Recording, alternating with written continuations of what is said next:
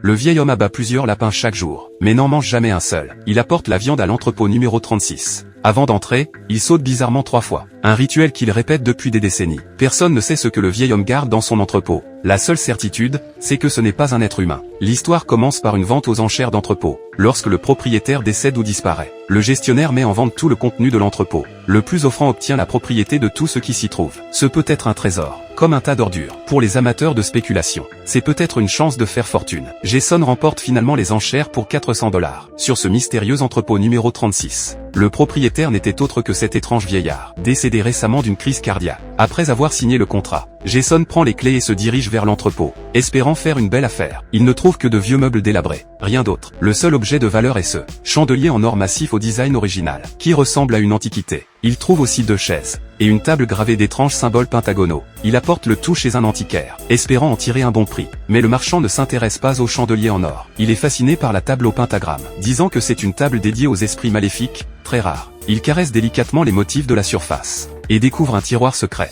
contenant 3 livres anciens. Le marchand ne s'y connaît pas, alors il fait venir un ami occultiste. L'occultiste est stupéfait en voyant les livres. Ce sont des grimoires d'exorcisme extrêmement rares, détaillant comment invoquer et emprisonner les démons. La collection complète compte 4 tomes, mais il n'y en a que 3. Le 4e est justement le plus difficile à trouver. L'occultiste promet un chèque de 300 000 $, s'ils peuvent réunir la collection complète. Jason se dépêche de retourner à l'entrepôt avec lui. Quand ils arrivent à nouveau, l'occultiste semble étrangement nerveux. Il sort même le chandelier doré, disant qu'allumer la bougie les protégera des démons. Jason trouve cela ridicule. Il veut juste ses 300 000 $.